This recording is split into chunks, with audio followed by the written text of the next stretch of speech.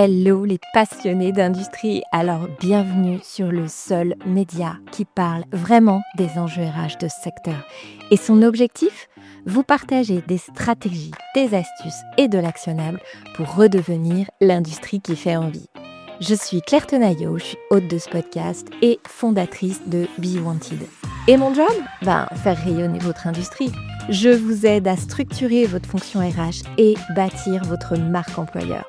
Ensemble, on élabore des stratégies d'attractivité et de fidélisation des talents qui puissent accompagner la croissance de votre industrie. Mais je ne suis pas seule à ce micro.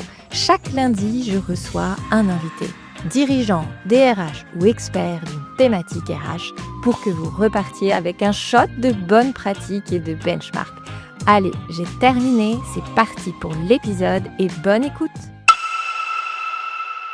Bonjour Amélie, comment vas-tu ? Bonjour Claire, écoute, ça va super bien. Bon, moi un peu moins. Vous devez entendre que j'ai la voix qui déraille un petit peu, mais je suis quand même au taquet, toujours, pour te recevoir aujourd'hui. Je suis donc très heureuse de t'avoir aujourd'hui. On a un petit rituel ici. Je vais commencer, je vais te poser 3 questions. Donc c'est le moment où tu nous dis absolument tout ce que tu veux. Tu réponds comme tu le souhaites.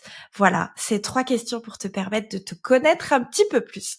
Alors, qu'est-ce qui t'anime ? Qu'est-ce qui te révolte ? Et qu'est-ce qui te fait peur ? Est-ce que je peux répondre 3 fois la même chose ? Je sais pas, j'ai jamais eu cette Le réponse. monde. Ce qui Ok. m'anime, c'est de faire des choses pour acculturer les gens aux choses que moi je connais, pour essayer d'améliorer un peu le monde. Ce qui me fait peur, c'est que vu la taille du monde, la tâche est énorme.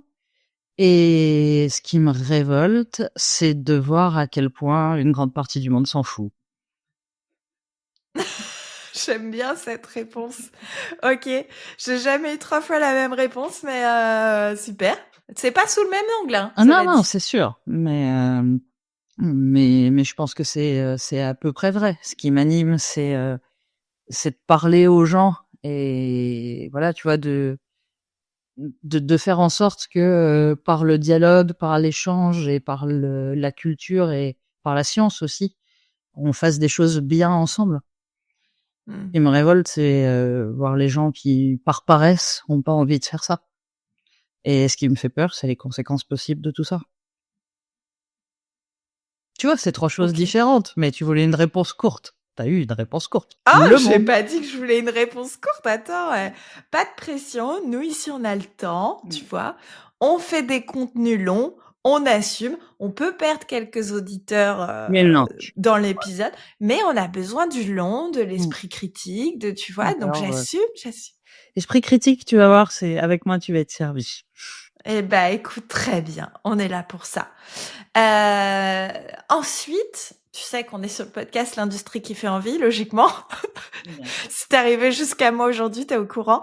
Donc, je te retourne la question. Pour toi, c'est quoi l'industrie qui fait envie ? Qu'est-ce que ça t'évoque ?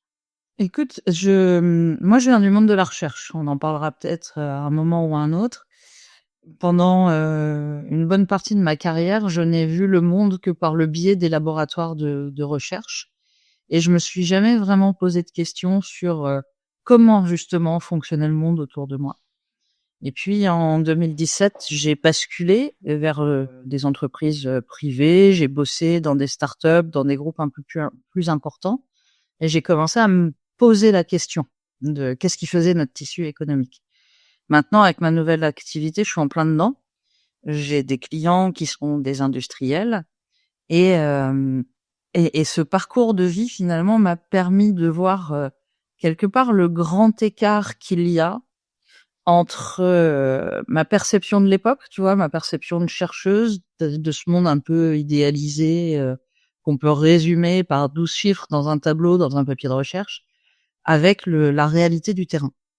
Et donc j'aime bien le titre, l'industrie qui fait envie, parce que, pour être très honnête avec toi, avant de m'intéresser au sujet, l'industrie, elle faisait pas envie, quoi.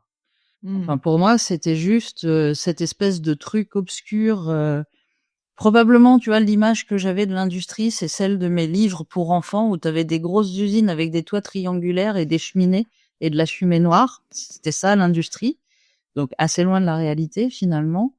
Et c'était un secteur où il y avait aucune raison pour moi de m'y intéresser. Aujourd'hui, c'est tout le contraire. Depuis que j'ai mis le pied dans des industries, depuis que j'ai des clients qui me posent des questions très pragmatiques, très terrain, je me rends compte d'à quel point ça fait envie, en fait, d'aller travailler, mieux, plus intelligemment, de manière plus humaine aussi, dans le secteur qui nous fait vivre. Mmh. Juste ça. Bah, ouais. Non, c'est déjà pas mal, non? Ouais, ouais, non, c'est très, très bien, c'est très, très bien.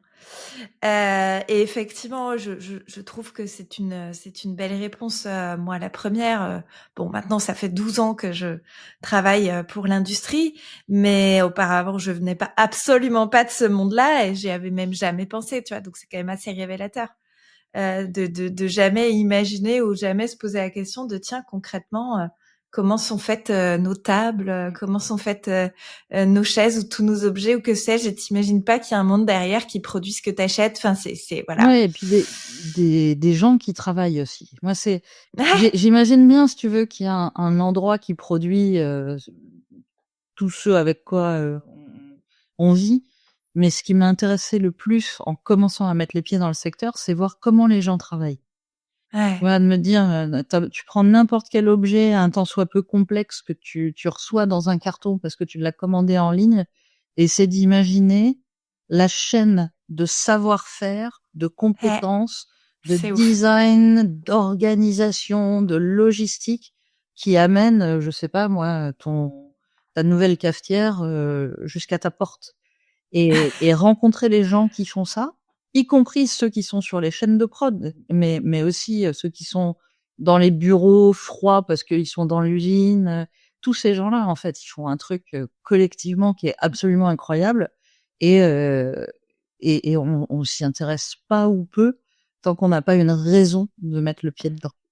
Mais exactement, et tu vois ce que je trouve, si on tire le fil de ce sujet-là, moi ça m'a ouvert aussi à finalement l'ingéniosité de l'être humain dans sous tous ses aspects, tu vois? Et depuis la nuit des temps quelque part. Tu sais, Ouais, ça m'a vachement intéressée à la notion de faire, voilà. heu ne serait-ce que, j'avais pas avant cette ouverture, mais tu vois, je sais pas, je discutais l'autre jour du Mont-Saint-Michel. Tu vois, au Mont-Saint-Michel, c'est bluffant, l'ingéniosité de l'homme, de comment on a réussi à faire ça, et cetera. Je trouve qu'il y a la même dimension finalement dans Ouais, l'industrie, tu vois, et j'étais pas sensible à ça, avant de travailler dans l'industrie. Enfin, mais c'est pas à moi de parler. Je t'ai dit. En plus, il faut que je me préserve. Merci en tout cas pour ta réponse. Tu ne t'es pas encore présentée, donc je t'invite à lever le voile sur ton identité. Qui es-tu? Nom, prénom, profession, que fais-tu? Pourquoi es-tu là? Tout ah ce que tu veux nous dire. bien, donc je suis Amélie Cordier, ça tu le sais. Qui je suis? À la base, je suis chercheuse en intelligence artificielle. J'ai commencé à l'université en 2003 par un master, en double diplôme avec mon diplôme d'ingé. Puis ensuite, j'ai fait une thèse.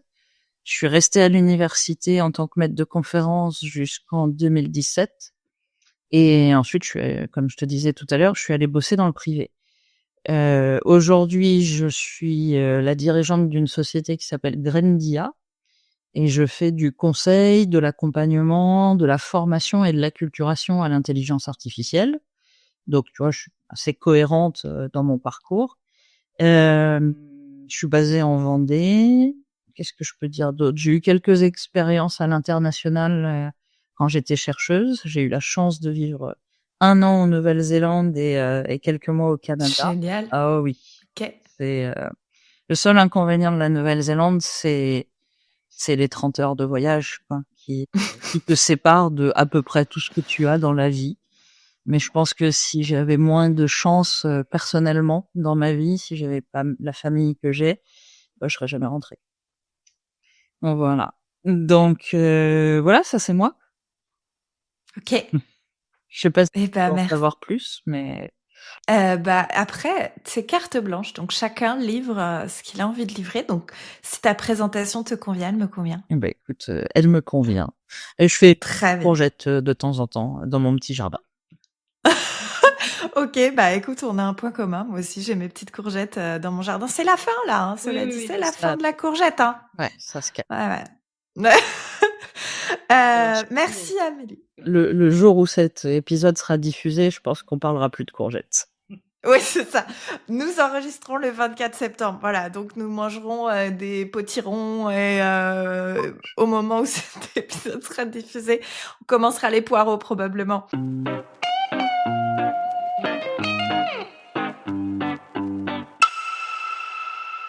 Merci, c'est fou pour cet épisode, pour ce lancement d'épisode. Tout de suite, on va vers des sujets culinaires. Bouffe, tu sais que moi, je suis toujours partante. Mais c'est quand même pas pour ça que je t'ai reçu au micro aujourd'hui. Je reprends la main, poser un peu de contexte. Alors, déjà, un immense merci à tous pour la croissance du podcast qui est vraiment complètement dingue en ce moment. Donc, je suis trop contente. Juste le petit truc qui aide, qui prend 2 secondes, pas plus, c'est de mettre 5 petites étoiles sur l'application sur laquelle vous écoutez. Ça coûte pas grand-chose et ça aide beaucoup dans les classements et donc dans la découvrabilité du podcast. Donc, merci pour le petit coup de main. Bon, excuse-moi Amélie, je reviens à toi. Pas de problème, j'étais en train de mettre mes 5 étoiles. C'est vrai? Ah, t'es génial. Merci, ça aide beaucoup vraiment. Au départ, je te l'avais dit, c'est un sujet sur lequel j'étais assez prudente pour venir pour venir en parler sur le podcast. Pourquoi? Parce que l'IA dans les RH, clairement, c'est un sujet vu et revu. C'est un sujet, on trouve une flopée de contenu sur le sujet. Honnêtement, je voyais pas trop quel angle différent je pouvais aborder et j'avais pas forcément envie d'avoir les mêmes interlocuteurs qu'on a toujours sur les sujets de l'IA dans les RH. Donc voilà, c'était un peu ce que je me disais. On a discuté toutes les deux. Et en fait, tout de suite, on a réussi à trouver des angles un peu différents. Donc, c'est ça qui m'intéresse, moi aussi, au regard de ce podcast et de ma ligne éditoriale. C'est toujours aller repousser un peu les limites, imaginer, aller un peu plus loin, développer un peu son esprit critique. Voilà, ne pas rester sur les sentiers battus de nos sujets. Et c'est ça qui est hyper intéressant, je trouve, avec ton approche. Et c'est ce que je voulais aller chercher finalement. Mon intention, je vais te la donner, c'est OK, l'IA, c'est cool, mais comment on le consomme, on l'utilise de manière responsable. Quel est le rôle aussi des RH, de l'organisation plus globalement dans l'accompagnement de ce changement, de cette transformation? Quels peuvent être les impacts aussi entre humains de l'arrivée de cet outil-là? Donc voilà, un peu les grandes intentions que j'ai derrière cet épisode. Donc je suis très contente de t'avoir puisque ça tombe bien, c'est pile poil ton job. Est-ce que tu es prête à démarrer? Mais bien sûr. Bon, est-ce que mon intro te convient? Mais c'est merveilleux. Bon, alors, let's go. Déjà, question simple, basique, efficace. Quel est, selon toi, le rôle des RH dans l'utilisation et dans le déploiement de l'IA et dans la stratégie RSE liée à l'usage de l'IA? Alors, en fait, je t'ai posé plusieurs questions en une. C'est ce que j'allais dire. C'est vous avez 4 heures, c'est ça? La réponse courte, c'est fondamental. Quel est le rôle? Il est fondamental. La réponse longue, elle est beaucoup plus compliquée, évidemment. Comment dire? On va essayer de décomposer un petit peu le sujet, les enjeux dont tu parles, les risques, et puis se départir un petit peu de tous les aspects buzzwords autour de l'intelligence artificielle. Alors, pour commencer par le commencement, quel est le premier rôle des RH? C'est de faire l'effort, peut-être avant tout le monde, peut-être même parfois avant le COMEX, le CODIR ou quelle que soit l'instance de gouvernance de l'entreprise, de prendre conscience du sujet et de comprendre de quoi on parle. On dirait pas comme ça, mais dans ton intro, t'as dit Oui, bon, l'IA, je caricature, hein, mais on commence à être saoulés. Il y a pléthore de contenus sur le sujet. Pourquoi faire un sujet de plus? En fait, bien qu'il y ait, comme tu dis, pléthore de contenus sur le sujet, il y a toujours des choses à apprendre et surtout, ça change. Ce qui est en train de se passer, en fait, change tous les jours et à une vitesse absolument phénoménale. C'est du jamais vu aujourd'hui, la vitesse de transformation des entreprises, de transformation des pratiques individuelles, d'appropriation de l'outil qu'on observe parce qu'on n'a jamais vu ça avant. Alors, tu sais, t'as des gens qui comparent la révolution IA à l'arrivée de l'électricité, à la première révolution, Internet. à Internet, j'en passe et des meilleurs. Non, en fait. Enfin, on n'est pas. On parle. Pour moi, on parle d'un truc sur lequel je bosse depuis 23 ans. Mais pour monsieur, madame, tout le monde, on parle d'un truc qui est sorti le 30 novembre 2022, en fait. Donc, on est en 2025, a priori. On a une techno qui a 3 ans, à peine, et qui a déjà secoué le monde. Donc, la première mission pour les RH, pour moi, c'est de prendre conscience du sujet. Et c'est pas facile quand on y réfléchit parce que le message général, la narration globale qu'on entend autour de l'IA, qui est à la fois la narration soutenue par les grands groupes qui évidemment ont intérêt à ce que tout le monde se jette, fonce tête baissée dans le sujet, mais qui est aussi un peu relayée finalement par les politiques, par les médias, puis par le discours ambiant. C'est faut y aller.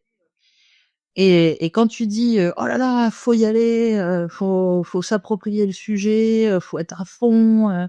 Si vous ratez le train, vous allez rester sur le quai. C'est ceux qui iront en premier qui survivront, tous les autres vont crever. En fait, tu laisses pas de place à la réflexion et au discernement. Tu envoies un message hyper fort qui est allez-y maintenant. Ne prenez pas le temps de réfléchir, n'attendez pas, prenez le premier truc qui passe pour vous former à l'IA et on verra après.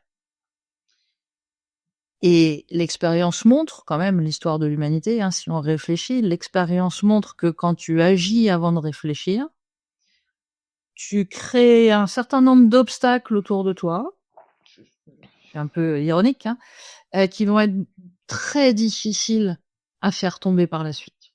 Le rôle des RH, c'est aussi faire l'effort de temporiser et de prendre ce pas de recul pour dire « Ok, on accepte qu'on doit aller vers l'intelligence artificielle. L'argument de fond du discours ambiant, il est important. Donc on accepte cet argument, mais notre rôle, c'est de dire « Oui, on va y aller, mais on va y aller de la bonne façon. Et la bonne façon, c'est en se posant les questions importantes dès le début. Et pas après coup. » Voilà. Moi, l'argument qui est de parfois vaut mieux demander pardon que de demander la permission, si tu veux, je suis pas prête à l'entendre. Voilà. Alors, c'est quoi les sujets pour lesquels il faut réfléchir un peu? Alors, Ouais, c'est ce que j'allais te dire parce que tu vois, quelque part, je pense qu'on est nombreux à avoir commencé en geekant un peu pour découvrir comment ça fonctionne, qu'est-ce qu'il a, qu'est-ce qu'il a dans le ventre et qu'est-ce qu'on peut lui demander. Alors que tu vois, l'autre jour, je travaillais avec un client. Maintenant, je procéderais différemment. Tu sais que je bosse sur la partie optimisation des process. Maintenant, mon point, c'est OK, vous voulez intégrer l'IA dans votre process. Quel est votre process? À quel moment est-ce qu'on peut imaginer des tâches qui sont reproductibles? À quel moment est-ce que ça a un intérêt de mettre en place un agent IA ou que sais-je? Tu vois, aujourd'hui, je fonctionnerais moi de cette manière-là. Oui. Est-ce que c'est la bonne manière? Je suis pas spécialiste de l'IA, hein, moi je suis spécialiste des process. Alors oui, bon, là où tu as tout à fait raison, c'est que il vaut mieux partir des problèmes pour trouver la solution que de partir de l'outil en essayant de trouver un problème que tu vas pouvoir résoudre. C'est la métaphore. Ça, c'est logique implacable. Oui, mais c'est le genre de truc, ça va sans dire, mais ça va mieux en le disant. C'est la métaphore classique de quand t'as un marteau en main, tout ressemble à un clou, quoi. Voilà. Tu la connais, celle-ci, quand même. Tu Oui, l'utilises. oui. Bon. Mais plus généralement, enfin, revenons à nos RH. Plus généralement, si tu veux, il y a quand même, là, t'es déjà dans l'opérationnel. Moi, je prends Je suis d'accord. un pas de recul par rapport à ça. Alors, quels sont les sujets? Les sujets, c'est tu l'as dit toi-même d'ailleurs, t'as dit au début on teste pour voir ce qu'il a dans le ventre. Le sujet 1, c'est de comprendre ce que c'est que l'IA et de quoi on parle en fait quand on parle d'IA, parce qu'il n'y en a pas qu'une seule, tu vois, il n'y a pas que ChatGPT dans la vie pour lâcher le mot. Et pourtant, la narration ambiante, encore une fois, nous fait un peu entendre que ça. T'as même des pubs à la télé, tu vois, pour Ah bon? certaines IA. Mais ouais, je vais pas citer tel ou tel truc, mais t'as probablement Je regarde pas la télé, moi. Ouais, moi non plus, mais je sais qu'il y a des pubs. Ok. T'as probablement vu les pubs où ton téléphone va résoudre ta vie. Ah T'as un oui, sur problème de les IA. mais Ouais. elles sont à la Ok. télé, elles sont sur YouTube. T'as un problème de plomberie, tu photographies ton siphon et paf, tu sais soudainement faire de la plomberie. Tu veux laver ton pull en laine, tu photographies ton pull et paf, on te dit ah bah non quand même c'est pas une bonne idée de le mettre au sèche-linge. Merci. Et j'en passe, c'est des meilleurs. Bref. Donc pour revenir à ça, premier truc, c'est quoi le marché en fait? Quels sont les outils à disposition? Et prendre conscience du fait qu'il n'y a pas une IA qui est ChatGPT, mais qu'il y a des IA, il y a des produits, il y a des outils, il y a des éditeurs, il y a des entreprises qui peuvent te développer des solutions, etc., etc. Se familiariser en fait avec la complexité du marché, c'est un premier sujet. Le deuxième sujet, c'est l'impact de ces outils. Alors, je dis deuxième parce que j'essaie de pas les oublier dans ma tête, mais il n'y a pas d'ordre de priorité dans ce que je dis, hein. C'est, pour moi, ils sont tous aussi importants. Donc, l'impact de ces outils. Quand on utilise de l'IA, a fortiori des IA généralistes type Mistral, ChatGPT, Gemini, et j'en passe, et des meilleurs, on utilise des outils qui ont un impact environnemental. On pourra en reparler si tu veux. Qui ont un impact sociétal. Il y a des gens qui ont travaillé dans des conditions de travail déplorables pour mettre à disposition ces outils. Est-ce qu'on cautionne ça ou est-ce qu'on n'a pas envie de le cautionner? Il y a un impact culturel. Quand tu parles avec un outil américain, il s'exprime pas avec toi par défaut de la même façon qu'avec un outil français, un outil chinois ou un outil québécois. Et donc, progressivement, si tu l'utilises fréquemment, tu vas absorber des codes culturels qui sont pas forcément tes codes culturels à toi. Donc, tu vas commencer à parler un peu plus à l'américaine. Est-ce qu'on a envie? Est-ce qu'on n'a pas envie? Ça, chacun son problème. Chacun son organisation, sa structure. Moi, personnellement, j'ai pas envie de me mettre à dire, oh, waouh, à chaque fois que quelqu'un me montre un truc super cool, tu vois. Ou spoiler. Ouais, ou spoiler, ou exprimer la moindre de mes idées comme je suis en train de le faire sous forme d'une liste à puces, ou répondre à chaque fois que quelqu'un me demande de vider le lave-vaisselle. Excellente idée, je vais vider le lave-vaisselle. Ok. Ou finir toutes mes phrases par tiens, je t'ai envoyé le PDF que tu m'as demandé. Veux-tu aussi que je te l'envoie sur tel site web et que je t'en fasse une version zip? Tu vois, j'ai pas envie d'être imbibé de cette espèce de culture qui est pas la mienne. Enfin bon, voilà, bref. Donc t'as des impacts sociétaux, culturels, environnementaux. Ensuite, t'as des sujets qui sont un peu chauds en ce moment, de sécurité. Tout simplement, quand tu utilises ces outils qui sont mal compris. Pourquoi? Ben parce que c'est nouveau et que c'est compliqué. Et des sujets de gouvernance de tes données. Ok, est-ce que tu es prête à tout donner à tes IA? C'est quoi l'impact? Qu'est-ce que tu risques vraiment si tu partages tel ou tel fichier avec telle ou telle IA, etc., etc. Et puis accessoirement, c'est peut-être moins le problème des RH quand on en est là dans la réflexion de l'intégration des outils d'IA, mais tu as une question économique qui est compliquée à gérer.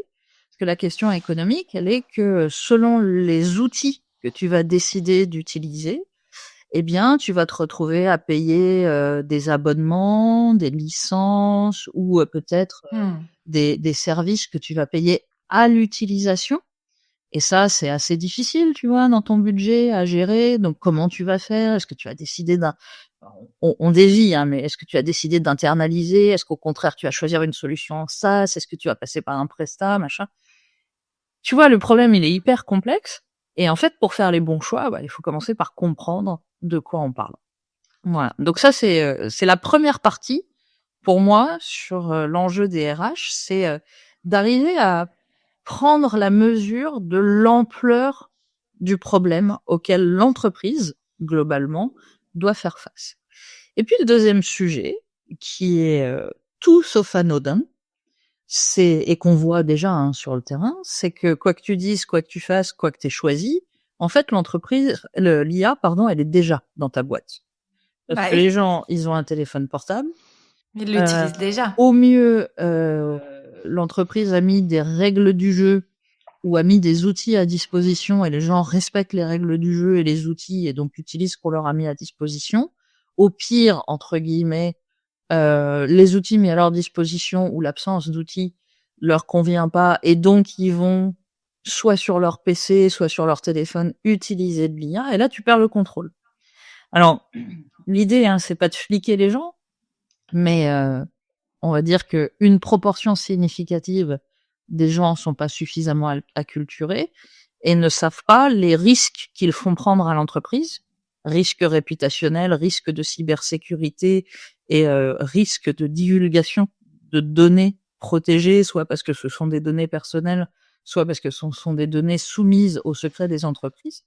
Donc les gens ne savent pas, donc ils font pas attention, c'est pas de leur faute, et ils exposent l'entreprise. Donc les RH doivent comprendre ça aussi et mettre en place les outils de formation, d'acculturation, de réglementation nécessaires pour limiter les risques. Et dans ce deuxième paquet de l'IA est déjà dans l'entreprise. L'autre sujet qui, moi, me paraît tellement fondamental que j'ai l'impression d'enfoncer une porte ouverte, mais je vais le faire quand même. Mais enfonce une porte ouverte, vas-y. J'adore, ça fait pas mal aux épaules.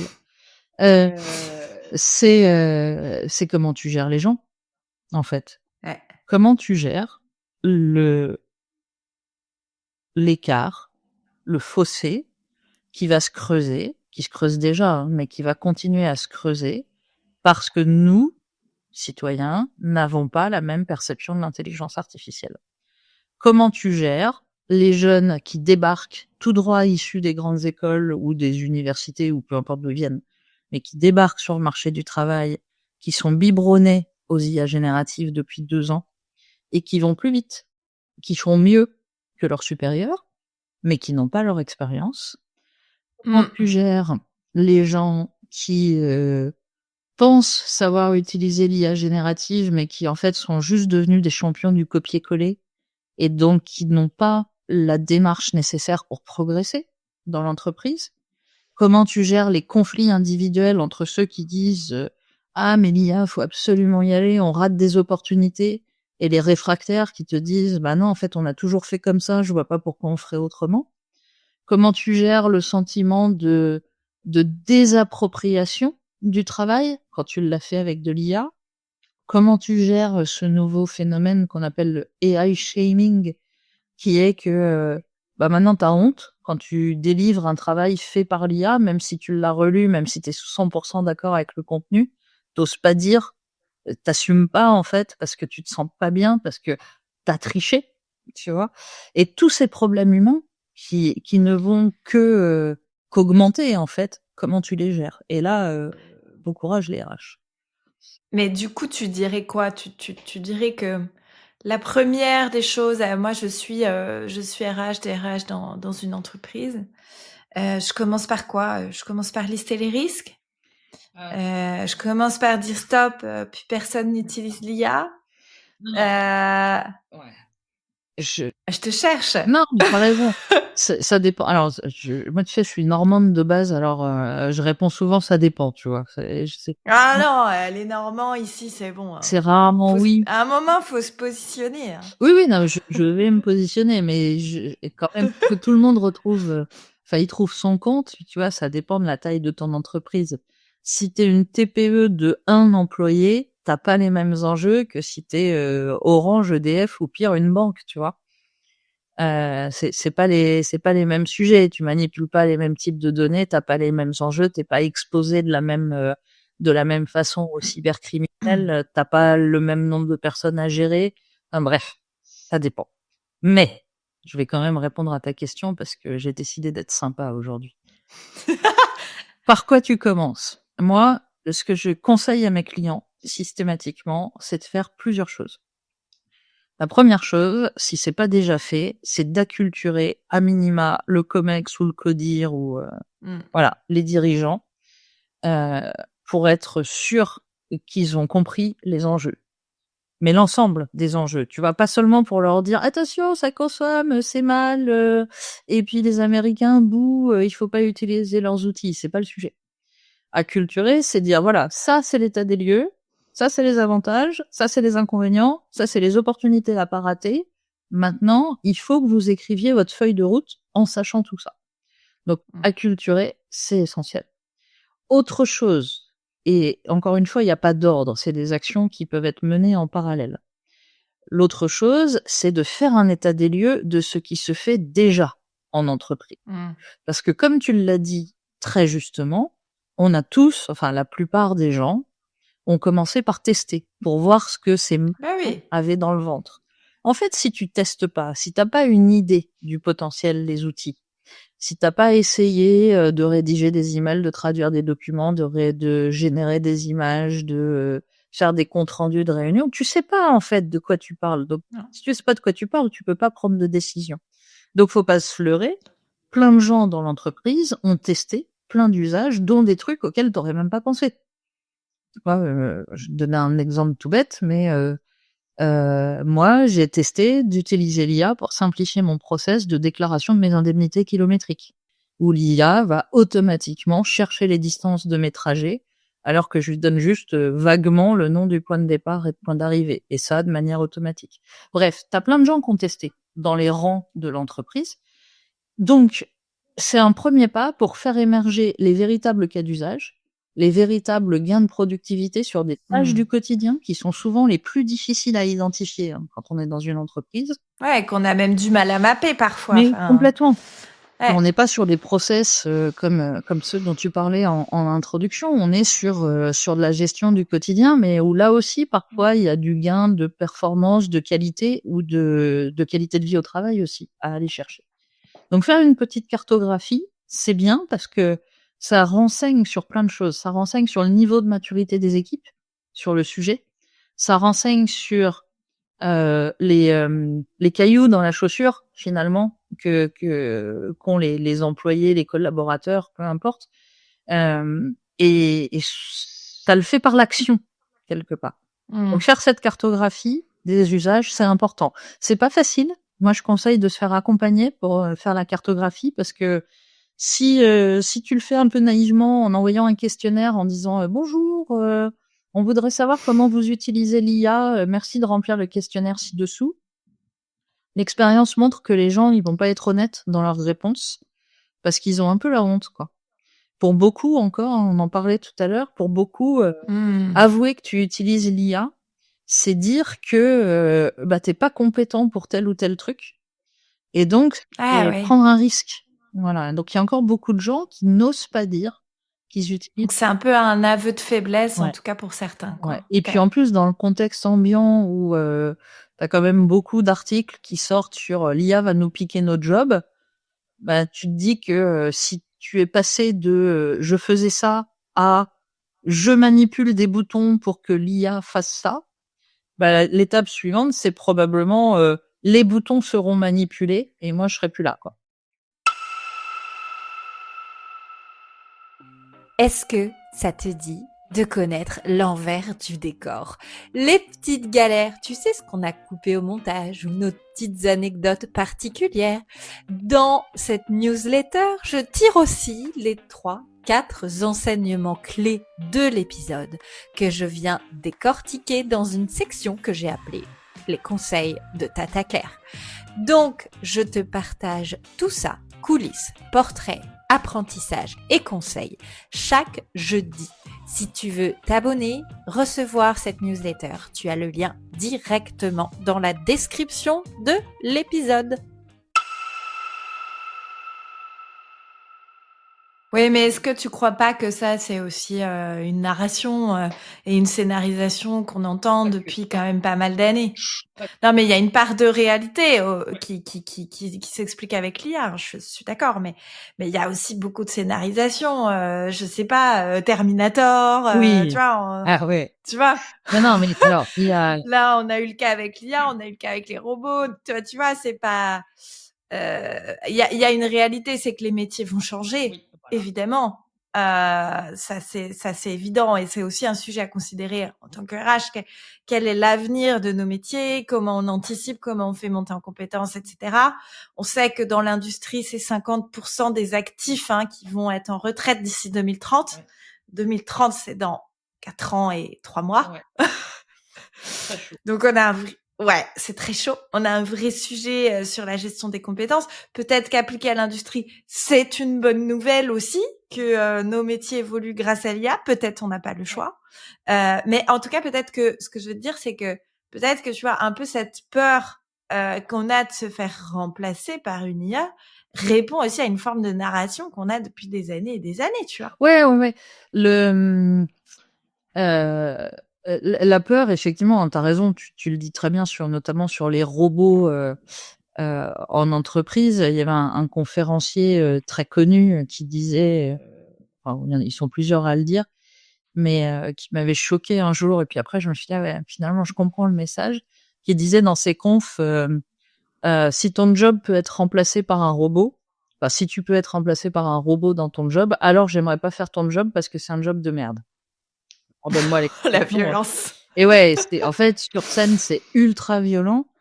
Et en fait, quand tu réfléchis, tu te dis, OK, c'est violent pour la personne qui se fait remplacer pour un robot. Et en même temps, c'est un message hyper important sur l'organisation du travail.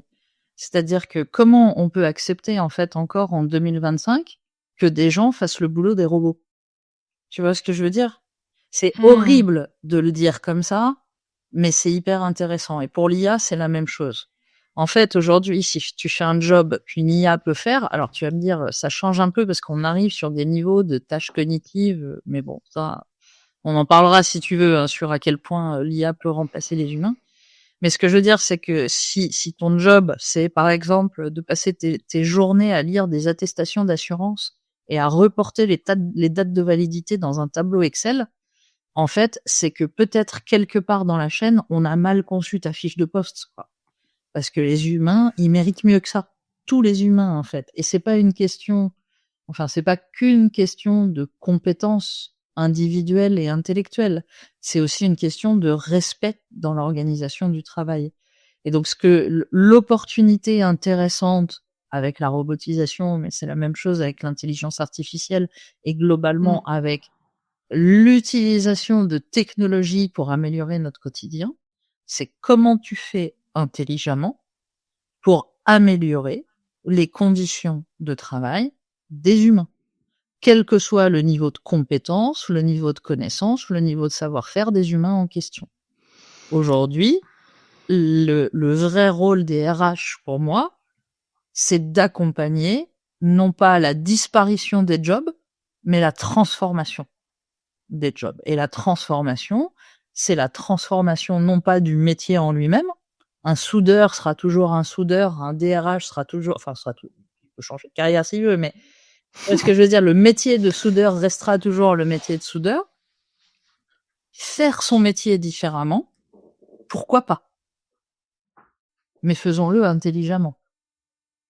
Et donc moi, le discours qui consiste à dire l'IA va remplacer les jobs, je n'y crois pas une seule seconde. Le discours qui consiste à dire l'IA va significativement transformer les tâches qui constituent ton job. Et oui, c'est un risque à l'échelle, parce qu'effectivement, dans certaines situations, si on remplace la majorité des tâches qui constituent ton job par de l'IA, mathématiquement, on va réduire la masse salariale, on le voit déjà par exemple dans les métiers du développement. Donc ça implique des transformations fortes sur les effectifs, ça implique malheureusement des choses tristes pour les employés. Mais ce que je veux dire, c'est que le job en lui-même, la plupart en tout cas, continueront d'exister. Ils existeront différemment et la grosse question, c'est comment on veut tourner la barre pour que ça existe différemment dans une direction qui nous plaît et pas dans une direction un peu sale. Et derrière, il y a aussi un enjeu qui est quand même aussi l'enjeu de compétitivité, évidemment, des organisations. Ici, on s'adresse à des industriels qui sont, quand même bien, malmenés par, différents, sujets politiques, géopolitiques ou normatifs ou tout ce que tu veux. Donc l'enjeu de compétitivité reste primordial. Mais en même temps, tu vois, si je me fais l'avocat du diable de ce que tu viens d'évoquer sur la transformation des métiers, sur on ne mérite pas quelque part un job qui puisse être fait par l'IA, etc. Si je me fais l'avocat du diable, j'ai aussi envie de te dire, oui, mais en fait, quelque part, ça revient à venir complexifier certains métiers. En tout cas, d'un point de vue cognitif, dans le raisonnement, tu vois. Ça renvoie aussi quand même à est-ce que tout le monde a envie d'aller vers des métiers où on utilise davantage nos capacités cognitives que nos capacités peut-être manuelles ou tu vois, il y a des typologies de personnes, il y a des personnes qui aiment bien faire des tâches répétitives et qui ont un développement cognitif, tu vois, on peut parler aussi de handicap, on peut parler de plein de choses où leur développement cognitif n'est pas suffisamment abouti pour faire des tâches plus complexes avec un raisonnement plus poussé. Et je dis ça, il n'y a pas de sujet, tu vois. J'ai reçu récemment Quentin Lambert de la fondation Amipi Industrie, où ils accompagnent des personnes en situation de handicap cognitif. Bah, si tu les éloignes des tâches répétitives qui leur permettent de s'insérer dans l'emploi, ça peut être compliqué aussi, tu vois. Je suis tout à fait d'accord. Alors la bonne nouvelle entre guillemets avec l'IA, c'est qu'on va pas trop toucher aux métiers manuels et à proprement parler, ouais. La robotisation le fait déjà un peu, mais les budgets, si tu veux, de la robotisation font que la démocratisation de l'automatisation, elle est moins rapide et violente en termes de valeur absolue, de chiffres. Et puis de la robotisation, faut être vraiment sur de la grosse série. Non, maintenant, voilà. Enfin, c'est pas mon métier de parler de ça, mais maintenant tu peux aussi avec les nouvelles techno aller vers plus d'agilité. Mais bon. Ouais, ça reste plus complexe, mais oui. Tu vois, l'IA, tu touches les métiers de bureau, tu touches les process. Globalement, on va caricaturer. Hein, j'aime bien caricaturer pour bien faire comprendre l'idée, mais tu touches à tous les gens qui écrivent du texte, qui manipulent des chiffres dans des tableaux Excel et qui font de la com, qui font du market, qui gèrent de la relation client d'un point de vue professionnel. Tu touches pas, tu touches pas ou peu des chaînes de prod. Après, je mets une petite étoile et puis je vais te parler d'un autre sujet juste après. Et donc, on s'intéresse plutôt aux métiers dits de bureau. En gros, on s'intéresse aux gens dont l'outil de travail principal est leur ordinateur et leur boîte email. Grosse caricature. Et là, effectivement, tu vois, si je prends deux domaines, on va dire les métiers du développement et les métiers de l'industrie, bah curieusement, je me fais vachement plus curieusement ou pas d'ailleurs, je me fais vachement plus de soucis pour les métiers du dev et on le voit déjà depuis plusieurs années aux États-Unis et la crise est en train d'arriver en Europe, mais aujourd'hui être DRH dans une boîte de dev, c'est être en charge de la réduction de la masse salariale.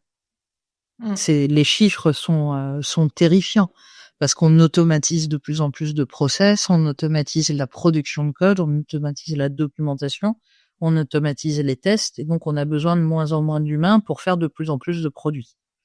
Dans l'industrie, je veux pas être désagréable, c'est pas le sujet, mais la plupart des industries sont déjà tellement loin de la digitalisation, de la numérisation de leur process, que l'IA est finalement pas une si grosse menace, c'est même plutôt une opportunité. Et tu parlais tout à l'heure d'un contexte industriel extrêmement difficile. Le jeu aujourd'hui, pour moi, il est au contraire de ne pas avoir peur de l'IA en disant que ça va faire disparaître des jobs dans l'industrie. Tu viens de me dire qu'on était dans la merde.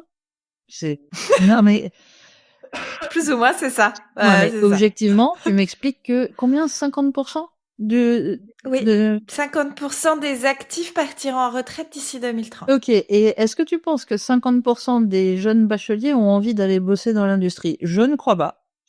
Donc on a un vrai sujet de recrutement. Donc a Bien sûr. priori, moi je vois ça plutôt, comme une opportunité. Une industrie qui sait se transformer intelligemment, qui sait utiliser l'IA comme un levier de productivité, de performance et d'attractivité, eh ben, c'est une industrie qui a une chance de tirer le meilleur parti de ce qui est en train de se passer aujourd'hui. Tu vois, hier, j'étais sur un événement et c'était le jeu d'annoncer des chiffres, sur, absolument tout et n'importe quoi, et un des chiffres que j'ai entendu, c'est que 40% des jeunes qui arrivent sur le marché de l'emploi, considèrent que si il n'y a pas une IA dans l'entreprise, ils viennent pas. Tu vois? Donc la présence l'affirmation du fait qu'on s'équipe d'outils à base d'intelligence artificielle pour travailler Ouais, intelligemment ça devient un c'est un critère de levier devient d'attractivité. un critère de recrutement, tu vois? Et dans le monde, Mmh. ce chiffre-là, moi, je l'ai déjà entendu il y a 1 an et demi, heu, sur un sondage, d'une des plateformes de recrutement les plus connues, qui disait que dans les métiers du dev, alors c'est éloigné du monde de l'industrie, mais dans les métiers du dev, c'était 90%, et le critère accès à de l'IA générative pour coder était arrivé premier au classement, bien avant tous les autres critères, dont le télétravail. Pour te dire à quel point c'est devenu important dans la tête de certaines personnes.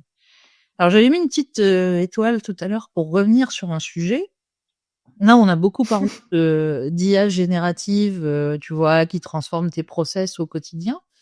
Pour les industries, il y a aussi, une fois que tu t'es approprié tous ces sujets-là, il y a aussi un sujet plus, fondamental, plus stratégique, qui est, l'utilisation de l'IA, pas forcément générative, il y a des trucs qu'on sait faire depuis 10, 15, 20 ans, mais l'utilisation de l'IA pour être meilleur, pour être plus productif, pour consommer moins, pour produire mieux, et cetera, et cetera. Et donc là aussi, pour moi, dans les industries, il y a un enjeu de transformation qui est celui d'être capable d'utiliser au mieux les outils qui sont à disposition, qui fonctionnent, qui ne présentent pas tous les inconvénients dont on parlait tout à l'heure, d'impact environnemental dégueulasse, et cetera, et cetera, et qui résolvent des vrais problèmes, tu vois? Il y a des industries aujourd'hui qui, limitent leurs déchets de matières premières en optimisant leur plan de coupe. Il y a des industries qui divisent parfois par 2 leur consommation électrique en optimisant la façon dont ils démarrent leurs machines pour certaines Mmh. productions. Il y a des industries qui utilisent de l'IA pour faire de l'optimisation de circuits de livraison, pour réduire leur impact carbone sur la livraison, comme, tu vois? Et tous ces sujets-là, en fait, c'est parfois des petits leviers, parfois des leviers énormes, qui permettent de gagner en productivité, gagner en performance, réduire les coûts entrants et donc rester compétitif dans un milieu qui est, clairement pas favorable en ce moment. OK, hyper intéressant. Et attends, excuse-moi, je t'interromps, mais hyper intéressant Vas-y. peut-être, mais quelle est la proportion des industries aujourd'hui qui se Ouais, donnent le temps de réfléchir à ça? Tu vois? Quelle est la ouais. proportion d'industries aujourd'hui qui recrutent ce qu'on appelle des data scientists, juste pour se dire: «Purée, j'ai des données, peut-être que si je les utilisais intelligemment, je pourrais faire quelque chose». Tu vois? Et les RH ont aussi un rôle là-dessus de prospective en disant, «OK, faut qu'on arrête de travailler comme on l'a toujours fait et qu'on essaye de trouver des nouvelles pistes, des nouveaux leviers de croissance, des nouveaux leviers de performance». Ouais et mais effectivement, oui, je te rejoins. Je pense que la proportion doit pas être extrêmement élevée. Et ça soulève des pistes, voilà, qui sont, opérationnelles et qui peuvent, apporter, ou du gain ou de la Mmh. réduction, en tout cas, sur un certain nombre de Ouais. sujets. En fait, tu sais, aujourd'hui, on parle beaucoup d'IA générative, donc pour produire des données, des images, Ouais, mais l'IA entre guillemets «traditionnelle», les choses qu'on sait faire depuis des années, c'est doué à plusieurs choses. C'est doué à classer, tu veux ranger des trucs dans des cases, l'IA, c'est son métier. C'est doué à optimiser. OK, donc l'optimisation, ça peut être l'augmentation de quelque chose ou la réduction de quelque chose. ouais. L'augmentation de la performance, la réduction du temps de travail, la réduction des déchets, la réduction de la consommation de matières premières, et cetera. Et puis, c'est doué à prédire aussi. Et donc tout ce qui est prédictif, ça t'aide, par exemple, à piloter ta production. Et bien sûr. Voilà. Et donc une fois que tu te dis ça, tu te dis: «OK, dans ma façon de gérer mon quotidien, mes enjeux, c'est ça, ça, ça». Si tu as un problème qui ressemble à une de ces 3 catégories de problèmes, eh bien, il est possible qu'il y ait une solution, pas forcément très chère, basée sur l'intelligence artificielle, qui t'apporte beaucoup de valeur. Le problème, c'est qu'il faut prendre le temps d'y réfléchir, quoi. Ouais, faut prendre le temps d'y réfléchir. Il faut déjà avoir, une capacité à aller chercher de la donnée, voilà, qui soit mise en place. C'est Oui. ton prérequis de départ, quoi. Oui ou alors c'est souvent ce qu'on dit. C'est vrai que dans le message classique, on dit: «Oui, la donnée, c'est ta mine d'or, pas de data, pas d'IA». C'est vrai, mais en même temps, c'est pas parce qu'à un instant T, tu pas de data, que tu pourras pas en avoir à l'instant T plus 1. Et Ouais, moi, bien sûr. j'aime bien, tu sais, trouver le bon, comment dire? Le côté positif derrière chaque situation un peu compliquée, mais là, en l'occurrence, l'IA, je la vois comme un espèce d'effet d'aspiration, qui, va permettre à certaines industries de rattraper leur retard. Ce que j'entends par là, c'est que oui, aujourd'hui, tu as toujours des tonnes d'industries sur notre territoire qui collectent absolument aucune donnée sur rien du tout et donc qui se disent, «Bon, bah, j'ai pas de données, je peux pas mettre d'IA». Sauf que si tu leur fais miroiter, ou s'ils miroitent eux-mêmes, un gain de productivité potentiel si ils avaient la donnée permettant d'eux, par exemple, tu leur fais miroiter, enfin miroiter, tu leur expliques, je suis pas Oui, parce que miroiter, oui, on imagine qu'on n'aura jamais rien, hein. non, mais tu leur expliques qu'en fait, tu peux diviser, enfin tu peux diminuer de 10% leur consommation énergétique si tu monitores, leur machine de prod. OK. Et que le projet, il coûte tant. Mais le projet, en fait, les 10% de réduction de ta facture énergétique, ça couvre les frais du projet. Ça vaut le coup de tenter. Tu vois? La première Mmh. année, c'est un projet, à 0 € et la deuxième année, c'est un projet qui commence à te rapporter de l'argent. Bah, crois-moi que l'industrie en question, elle va investir sur les capteurs nécessaires pour la collecte de données de ces machines. Ouais, Une fois ouais, que tu bien auras sûr. fait ça, tu vas dire: «Attends, mais maintenant qu'on collecte des données sur les machines, bah, en fait, on peut faire de la maintenance prédictive. En analysant les pics de consommation, on a des indicateurs sur les pannes possibles de la machine, donc on va pouvoir anticiper la date de réparation de la machine pour que ça n'interrompe pas un cycle de prod. Donc on réduit les coûts liés à Ouais. l'interruption du cycle de prod». Ah oui?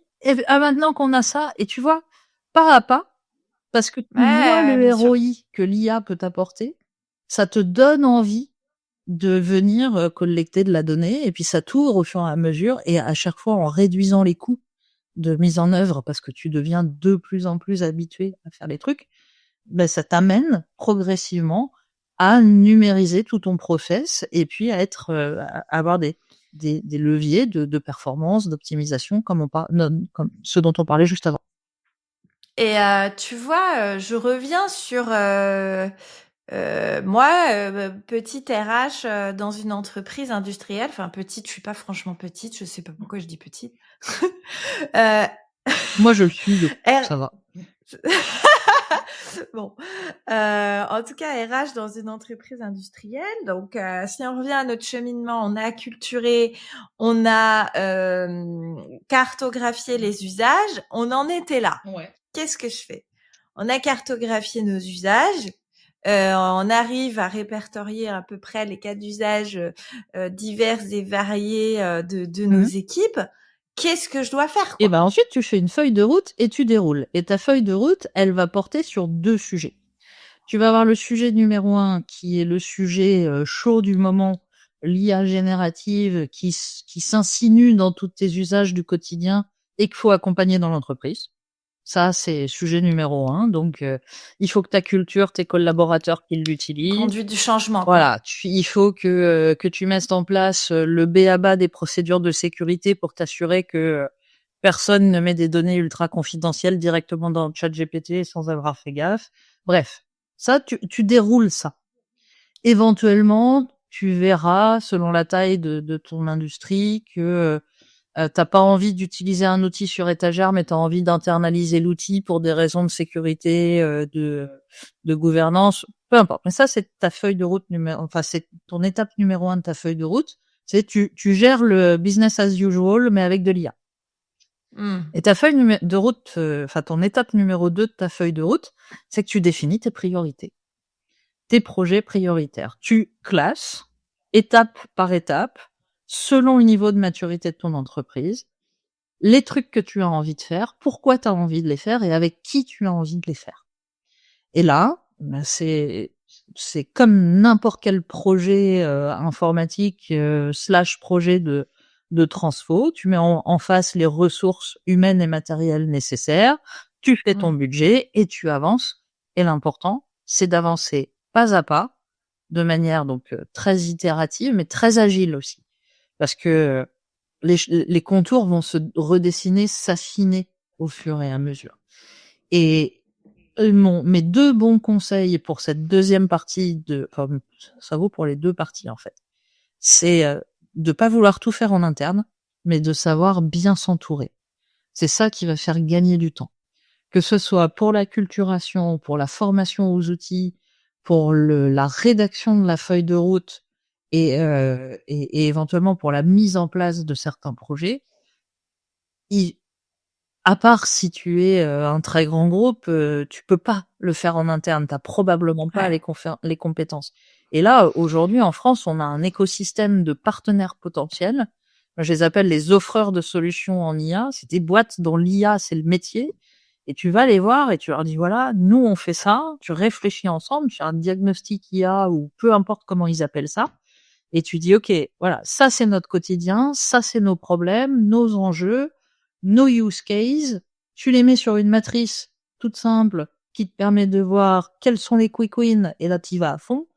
Quels sont les projets avec un ROI qui demande un peu plus d'investissement, mais avec un ROI super intéressant et tu les attaques en deuxième et tu te fais accompagner. Et tant qu'à faire, puisque tu es une chouette industrie française, tu le fais en allant chercher du financement, que ce soit avec les programmes de la BPI, avec les appels à projets du gouvernement. Il y a 1001 opportunités aujourd'hui d'aller chercher un peu de financement pour mettre le pied à l'étrier. Et une fois que c'est parti, après, t'as plus besoin de financement, en fait, parce que si les projets sont bien pensés, en fait, ils sont rentabilisés en 1 à 2 ans. Ouais, c'est chouette. Et quand on préparait l'épisode, tu me parlais aussi, et tu vois, j'avais pas forcément vu ça sous cet angle de risque de conflit aussi entre générations, de risque. Alors celui-là pour le coup, je l'avais vu venir, hein, appauvrissement de l'esprit critique, tu vois. Comment, pareil, je suis RH. Comment je me prémunis de ça, tu vois? Ouais, alors c'est déjà qu'on va perdre 50% de nos actifs dans 4 ans, si tu veux. Ouais. Voilà. Bah en plus on perdra que les vieux. On perdra que les vieux qui vont partir en retraite. Supposons que les autres y restent. Non, pardon. Ouais. Je Alors, m'emballe. curieusement, j'ai pas de chiffres. Hein. C'est juste du feeling. J'ai pas lu d'études non plus, et c'est juste du feeling et de la discussion avec d'autres gens qui font plus ou moins la même chose que moi. Curieusement, je ne pense pas que ce soit que un conflit générationnel. Bien au contraire, tu vois, je pense pas que c'est les jeunes se sont appropriés l'IA et les vieux ont un discours de bah c'était mieux avant, machin. Je crois pas. Parce qu'en fait, en pratique, quand je vais dans les entreprises, je vois beaucoup de personnes d'un certain âge qui ont franchi le pas, qui ont essayé et qui sont devenus plus accros est moins critique que certains jeunes. Donc je voudrais pas caricaturer le sujet en disant, c'est un conflit générationnel. Bon, Ouais, OK. statistiquement, tu as quand même plus de jeunes que de moins jeunes qui sont accros, mais crois-moi, sur le terrain, j'ai vu un paquet de jeunes qui utilisent intelligemment l'IA et un paquet de moins jeunes qui sont franchement passés à côté des sujets d'esprit critique et de prise de recul, tu vois? Voilà, donc ça, c'est le petit disclaimer pour dire qu'il y a pas que le conflit générationnel. Très bien. Donc ta question, c'était comment je fais quand je suis RH pour me prémunir de ça? Bah, je crois que tu peux pas, en fait, te prémunir. Ça va se passer. Voilà. En revanche, tu peux tu peux essayer, en tout cas, de le gérer au mieux et le meilleur moyen de le gérer au mieux, c'est de le voir, c'est-à-dire de participer à ce conflit et pour ça, il faut s'intéresser aux pratiques des gens, il faut s'intéresser aux frictions qu'il y a dans les services et donc pour pouvoir t'y intéresser, c'est pas facile de t'asseoir à côté des gens, 2 heures par jour pour voir qui, voilà. Donc il faut mettre en place des opportunités de discussion sur le sujet. Moi, je suggère souvent à mes clients de mettre en place des, cafés IA ou, des webinaires, OK. tu vois, partage de bonnes pratiques. Bref, de créer des opportunités dédiées pour que le sujet soit abordé et de mettre tout le monde à l'aise pour dire: «Bah, en fait, allez-y, en fait. Si vous pensez que c'est une bonne idée, dites-le. Si vous pensez que c'est une mauvaise idée, dites-le. Il y a pas de jugement». Donc il y a plusieurs façons de faire ça, enfin il y en a plein. Ça dépend de comment tu travailles, de ta créativité, moi parfois, tu vois, je le fais, je le comment dire? Je le fais faire avec certains clients sous forme de jeu de rôle. J'arrive avec des Ouais. cas fictifs d'IA, d'entreprise, je fais des personnes, qui n'existent pas évidemment dans des entreprises, qui n'existent presque pas et et je raconte une histoire qui souvent est inspirée, d'un truc que j'ai vu et puis, je demande à 2 personnes de tenir 2 postures différentes, tu vois? Quelqu'un qui dit: «Ah ouais, c'est une super nouvelle, on a gagné, Ouais, un ça» promoteur et et puis l'autre un qui dit: «Bah, en détracteur, fait, quoi. moi je suis sénégalais et puis ton IA, elle a même pas calculé mon CV, on fait quoi?» Tu vois? Et Ouais. tant qu'à faire, j'inverse les rôles, c'est-à-dire que je prends des pros IA et je leur demande de défendre une posture, bon bref, tu vois? Tu peux faire des jeux de rôle comme ça, tu peux Ouais. travailler sur des cas d'usage concrets en disant, «Tiens, Bob, il a, hier soir, on a fait un brainstorming dans la salle de réunion. Bob, il a photographié, tous les paperboards. Il les a envoyés à ChatGPT et il lui a demandé, d'en faire une synthèse et puis, de le compléter pour ajouter des recommandations. Bonne ou mauvaise idée?» Puis là, tu vas avoir des collaborateurs qui disent: «Ah ouais, c'est trop bien, on a des nouvelles idées, machin, bidule». Puis tu en as d'autres qui vont dire: «Quoi, ça va pas? Notre stratégie, livrée à ChatGPT sans protection, mais tu te rends pas compte?» Voilà. Et tu fais émerger comme ça les sujets de débat. Tu vois comment les gens sont positionnés par rapport à tel ou tel sujet. Puis de toute façon, faut pas se voiler la face, hein, ça change, enfin l'IA aujourd'hui, les outils qu'elle nous propose changent, tous les jours. Donc il faut qu'on continue à apprendre en marchant. Ouais. Mais il faut être dans l'action. Bah, OK. le questionnaire, le Google, Form ou je sais pas quoi pour dire, comment ont évolué vos usages de l'IA ces 3 derniers mois, tu oublies, ça sert à rien. Ouais, ouais, faut être au plus proche, faut être sur le terrain et faut être dans et puis comme tu dis, si ça avance tellement vite qu'effectivement dans les 3 derniers mois, tu te rappelles même plus Ouais. comment tu l'utilisais il y a 3 mois en fait, au final. Ouais et puis il y a des entreprises qui appellent ça des ambassadeurs IA, qui sont des personnes Ouais, références, tu vois? Où on te dit, bah, si tu veux t'y mettre ou si tu as des questions ou si tu sais pas trop comment t'en servir, va voir un tel ou un tel, c'est nos ambassadeurs IA. Tu vois? OK. C'est des points de contact et ambassadeur, ça veut pas forcément dire, que leur mission, c'est de faire du prosélytisme, tu vois? C'est juste, OK, on identifie dans l'entreprise pour des bonnes ou des mauvaises raisons, mais peu importe, on identifie des personnes clés et ces personnes clés, elles te permettent de garder le contact avec le terrain et c'est aussi elles qui vont te faire remonter les points de friction. Oui, c'est un peu plus des référents, en fait. Ouais, Elles sont pas voilà. là pour survendre l'IA, c'est un peu des C'est ça. référents, Mais c'est finalement, important parce OK. que non seulement ils vont aider les gens qui veulent y aller et tant mieux, mais ils vont aussi faire remonter les points de friction et c'est comme ça que tu vas avoir les signaux faibles de ce qui se passe dans l'entreprise. C'est comme ça que tu vas avoir, bah, oui, un problème de management entre Martine et ses alternants parce qu'en fait, Martine, elle se sent plus capable de vérifier le contenu, des billets de blog qui sont écrits par les alternants, tu vois? Enfin Ouais. et tout ça, c'est de l'intangible, ça va dépendre des contextes, ça va dépendre de comment tu utilises l'IA, pour quoi faire, mais tu vas le voir remonter grâce à ces personnes-là, si tu peux pas toi aller, en direct, voir ce qui se passe, dans tous les couloirs, quoi. Ouais. OK, hyper intéressant. Écoute, je vois que nous sommes déjà à 1h04, même si je pense qu'on aurait pu continuer longtemps. Heu, ouais, je crois qu'il va falloir que l'on se quitte à regret, mais voilà, toutes les bonnes choses ont une fin. Est-ce que avant que l'on coupe, tu souhaites ajouter, une dernière chose, Amélie? Où est-ce qu'on te retrouve déjà? Et si tu veux ajouter une dernière chose, tu peux. Je ne veux pas te couper dans ton élan non plus. Ah bah tiens, oui, je veux ajouter une dernière chose.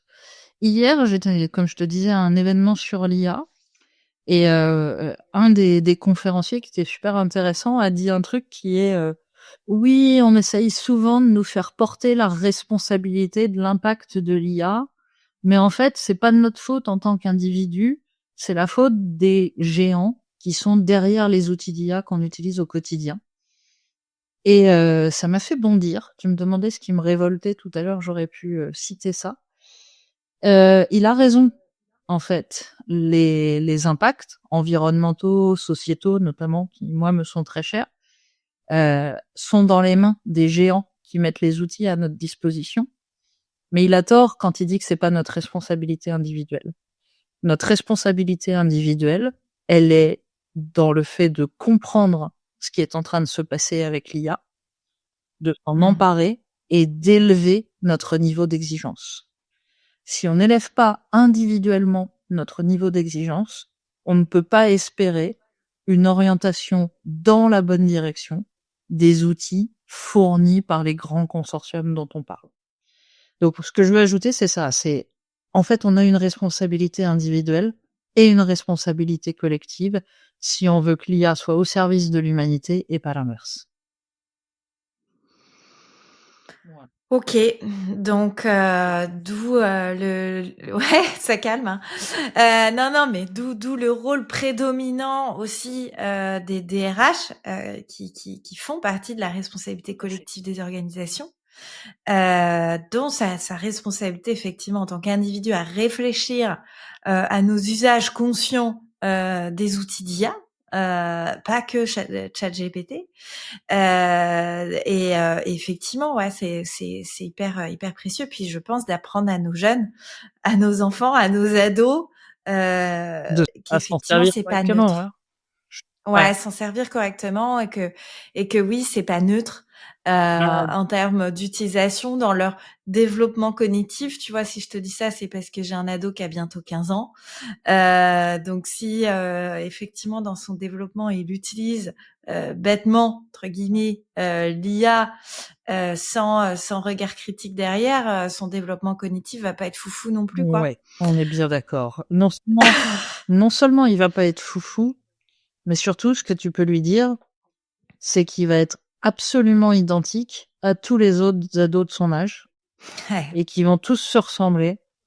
Et quelle sera son individualité s'il pense la même chose que tous ses potes, s'il dit la même chose que tous ses potes, s'il voit la même chose que tous ses potes et s'il a les mêmes compétences de copier-coller que tous ses potes.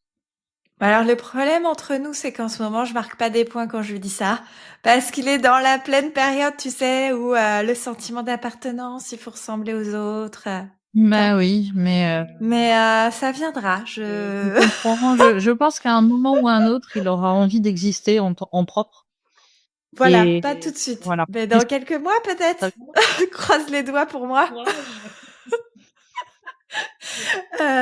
Mais en tout cas, c'était trop chouette de t'avoir. Merci, je suis contente parce qu'effectivement, on a eu des angles et des pistes de réflexion très différentes des sujets que j'entends de l'IA appliquée au RH. On a pris des prismes très différents. Donc, merci pour tes Avec éclairages. plaisir. Et donc, Graine d'IA, on te retrouve sur LinkedIn ou sur ton site, Ouais, LinkedIn, j'imagine. le site, et puis si vous voulez me retrouver en vrai pour des conférences où on parle d'esprit critique, il suffit de me passer un coup de fil. Bon, et ben ça marche. Merci mille fois, Amélie, Avec pour grand ta plaisir. confiance. Merci à toi. Et puis à bientôt. Ouais, à bientôt. Encore merci de nous avoir écoutés. Il est temps de se retrouver lundi avec un nouvel invité. C'était Claire Tenaillot, fondatrice de Be Wanted, et vous venez d'écouter un épisode de l'industrie qui fait envie. Bon, pour être certain de ne rien manquer, pensez à vous abonner, que ce soit sur Spotify, Deezer ou Apple Podcast. Surtout, pensez à laisser un avis 5 étoiles pour lui donner de la visibilité. Allez, à bientôt sur l'industrie qui fait envie.